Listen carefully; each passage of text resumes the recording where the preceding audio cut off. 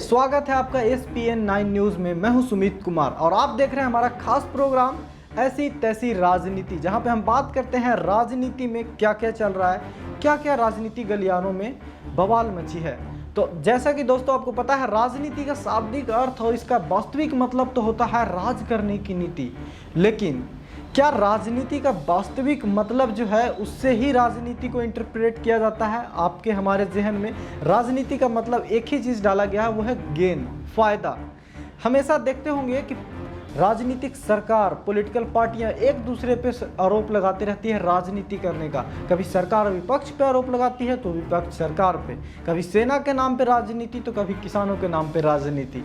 तो उसी राजनीति की हम करेंगे ऐसी तैसी, तो आप देखते रहिए हमारे साथ ये पूरा प्रोग्राम। तो आज बात करते हैं गुप्तेश्वर पांडे की, जो कि पूर्व डीजीपी हैं बिहार का।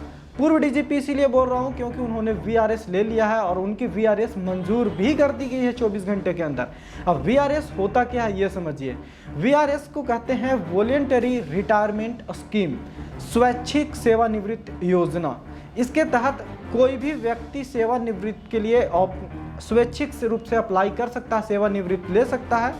अगर इसकी क्राइटेरिया की बात करें तो 50 साल की आयु हो चुकी हो आपको, या फिर 20 साल आपने ड्यूटी किया हो। मतलब एक ही है कि आप एक्सपीरियंस हो। तो और किस किस संदर्भ में ये सेवानिवृत्ति का ऑप्शन दिया जाता है, तो दोस्तों किसी भी तरह के आप अपने रिसर्च के लिए जा रहे हो या फिर विदेश में कोई काम करना हो, तो इस संदर्भ में इसके अलग अलग कैटेगरीज बांटे गए हैं।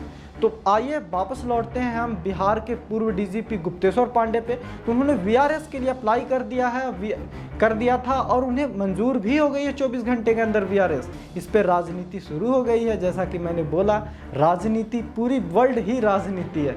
तो राजनीति शुरू हो गई है और ये पॉलिटिकल गलियारों में शोर मची हुई है कि वो राजनीति में आ रहे हैं, चुनाव भी लड़ेंगे। उनका गृह जिला है बक्सर, जहां से चुनाव लड़ने की आशंका लगाई जा रही है। हालांकि अभी उन्होंने क्लियर नहीं किया है इस बात का कि वो किस पार्टी से चुनाव लड़ेंगे भी या नहीं, लेकिन जिस तरह की जानकारी सूत्रों के हवाले से आ रही है उससे अंदाज़ा तो यही लगाया जा रहा है कि वो जेडीयू से चुनाव लड़ सकते हैं। जेडीयू से अगर ना भी लड़े तो एनडीए के किसी दल से तो वो कन्फर्म ही चुनाव लड़ेंगे।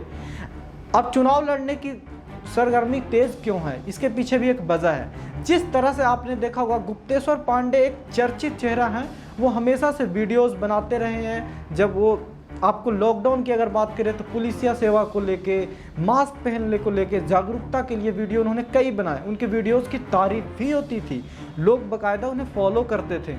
लेकिन उनके नाम पे उनकी एक और देश भर में आइडेंटिटी तब बनी जब सुशांत सिंह राजपूत मामले को लेके उन्होंने मुखरता से अपनी बयान दी। जिस तरह से शिवसेना को उन्होंने आड़े हाथ लिया, रिया चक्रवर्ती को लेकर जिस तरह से कही कि औकात नहीं है कि सीएम के बारे में, बिहार के मुख्यमंत्री के बारे में इस तरह की बातें करें। बिहार के मुख्यमंत्री पर कमेंट करने की औकात रिया चक्रवर्ती की नहीं है। उसने कुछ किए थे, उसको रिया चक्रवर्ती की औकात नहीं है बिहार के मुख्यमंत्री पर टिप्पणी करने की, कमेंट। उसके बाद ये अंदाजा लगने लगी थी कि शायद वो पॉलिटिक्स में आ सकते हैं। अब पॉलिटिक्स में आने की बात के पीछे एक पुख्ता वजह और है, क्योंकि 2009 में वो लोकसभा चुनाव लड़ने के लिए वीआरएस उन्होंने लिया था।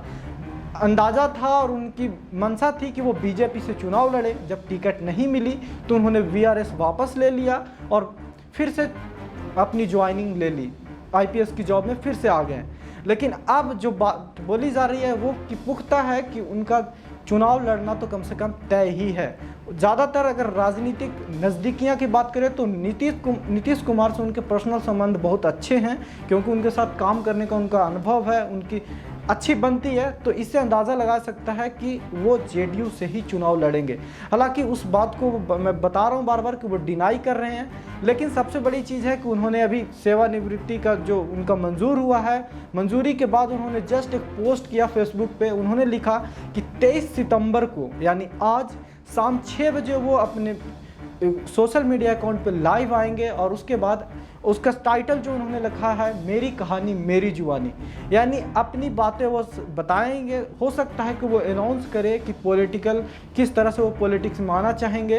हालांकि उन्होंने एक मीडिया से बात करते हुए अभी बोला है कि अभी तक कोई भी फैसला नहीं लिया गया है, लेकिन उन्हें बातें उनकी सुन के तो आपको अंदाज़ा लग ही सकता है कि वो पॉलिटिक्स में आएंगे।